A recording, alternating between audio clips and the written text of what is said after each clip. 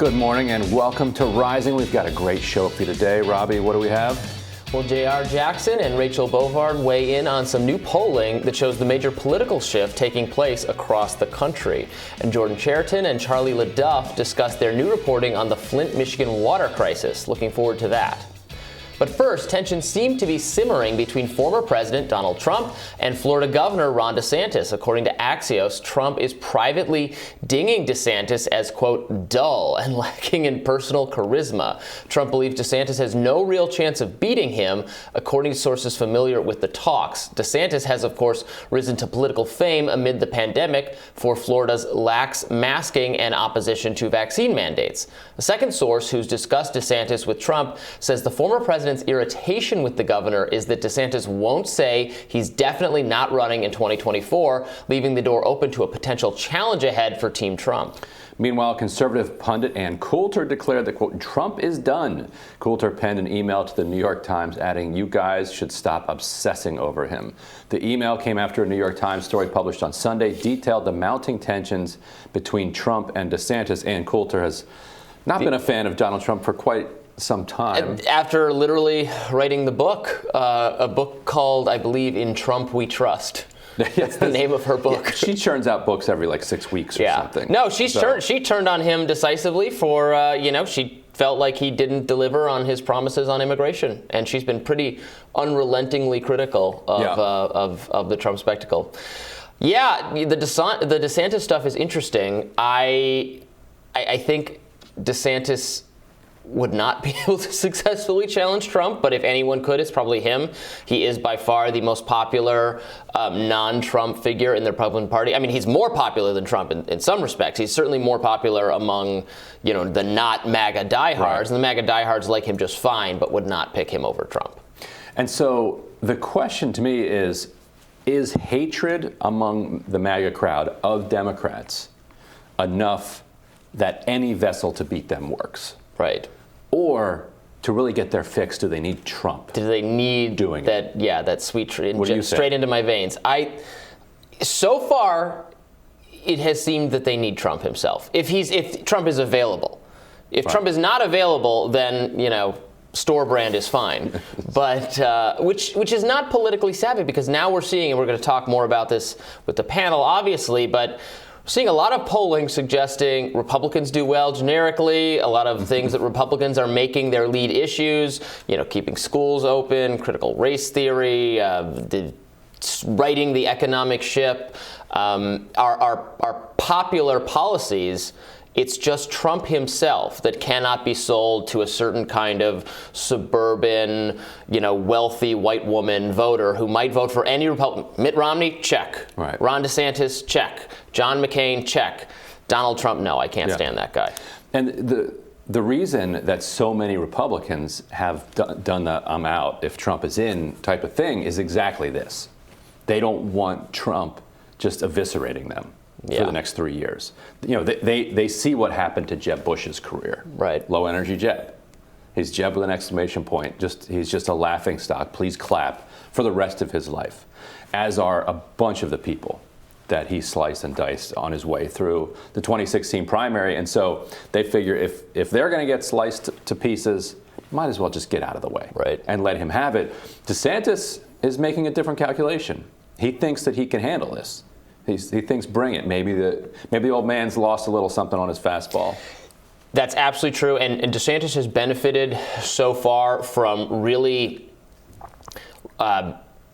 worthless media attacks on him that have amounted to nothing and that have strengthened him. I remember that 60 Minutes story about him that was really just a train wreck about, who was no, we're distributing vaccines too rapidly to too many, to a certain store. I can't remember what the store was, a chain in Florida, and they were like, oh no, that was corrupt or something. It clearly wasn't corrupt. It was a really a bad hit piece that failed. So it makes you, it's the kind of criticism you want to get from the media as a Republican, because it doesn't actually hurt you, because it wasn't very good criticism. And it's they're coming after me because I'm the guy. Yeah. And the role of Florida will matter a lot too. Yeah. Florida's a huge state in the Republican primary. They're both Florida men. And they're both Florida men. Two Florida men so, duking it out. Neither can say, hey, this is my home state. Right. And it's been interesting to see DeSantis kind of coming after Trump over his lockdown policies. Yeah. Did you see this recently? He's like, I wish I had argued, more vocally against Trump when he was locking the country down. So Trump, the lockdown guy, Trump, the vaccine maker. He's gonna hammer him for the things that he did in response to the pandemic. Yeah, and as much as I'm probably indicating, to viewers that I do prefer DeSantis to Trump on most things, Trump is making some good points about, he's complaining that people like DeSantis, who are, certainly vaccinated, presumably boosted, won't say that they are because they don't want to offend this now very small but very vocal anti-vax contingent in the MAGA camp, and Trump is furious about it. Right, and he's coming at their manhood. Yeah. He's saying, DeSantis and people like him, just say it. Like, if you're not vaccinated, say you're not vaccinated. If you're vaccinated, say it. If you're boosted, say it. If you're not, say you're not. It's weak to not just come forward. And that's probably the best he can do because, he, I think, doesn't like getting booed about the fact that he's boosted. But what he's decided to do is, I'm just going to lean into it. Like, look, I'm boosted. I'm not afraid of you. Yeah. I'm just going to tell you. Well, I love this guy's afraid that of you. That defiant way he said it in conversation with Bill O'Reilly. Are you boosted? Yes. that pure Trump. Yeah. I don't know. Maybe I do miss the guy. I don't, but I do. But if my main reason I don't want Trump to re-enter the political sphere is that would be a gift to all of the media, both mainstream and right wing, who need him. They need him to run those ratings back up, and I don't want to see that happen. So former presidential candidates Marianne Williamson and Andrew Yang sat down to discuss the faults of a two-party system. Watch this.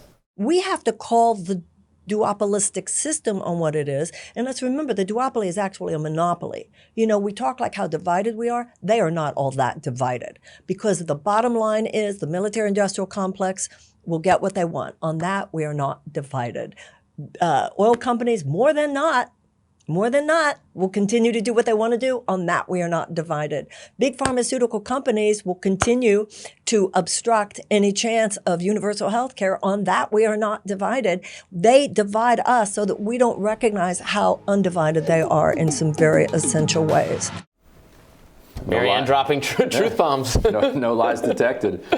Yeah, no, that's all true. That's all true. She makes a very good point that we have descended almost completely into a culture war taking place on the sidelines that is not about the kind of significant. So culture war, 1960s civil rights movement, that's a culture war worth having.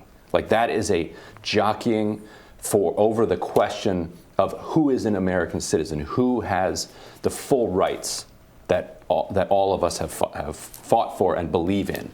That's a culture war worth having. What is the culture war we're having now? Whether you have to wear a mask when you walk into CVS.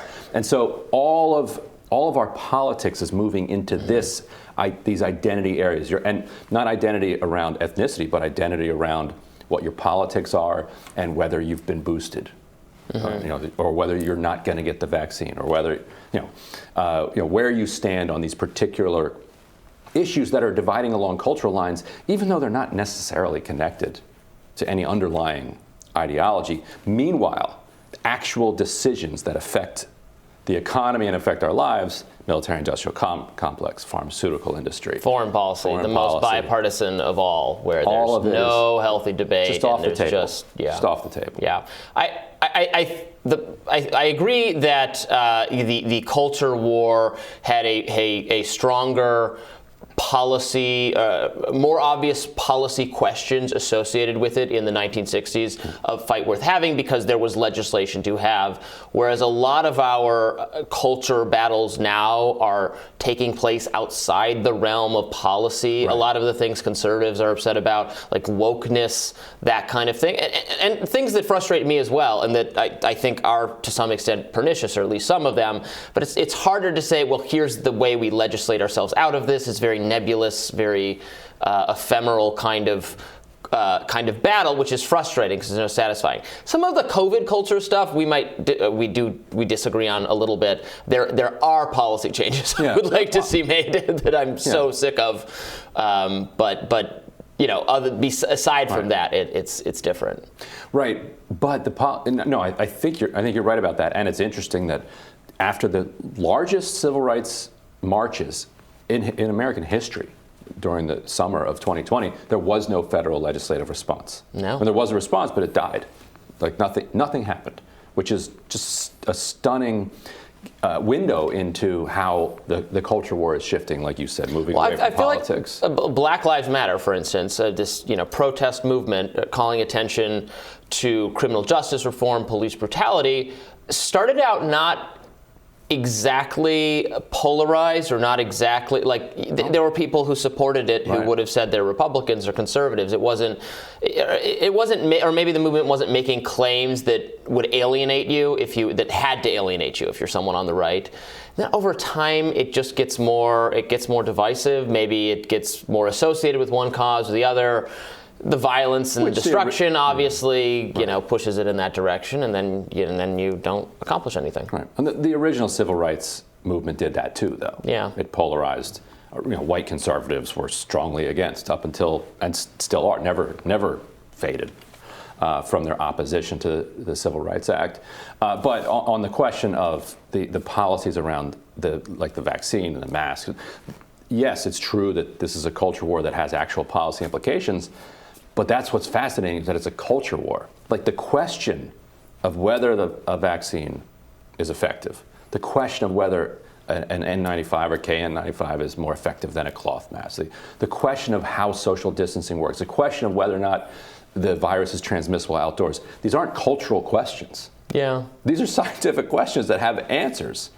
We don't know all of the answers perfectly, but we're not sorting through them as if they have answers. We're sorting through them as if what tribe we're in then draws us to the correct answer. I think the scientists, the people who you're supposed to trust to make those decisions have not proven themselves above the culture war, and that has helped subsume the scientific questions into the culture war. The culture war is all consuming. I mean, when they excused Black Lives Matter protesting, got a special social distancing exemption 2 summers ago, I think that was a really telling and damaging moment for the idea that the science was above it all.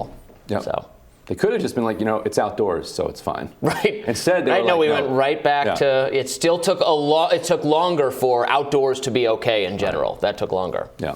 Yeah. Well, we'll tell you what's on our radars coming up next. Stay around for that.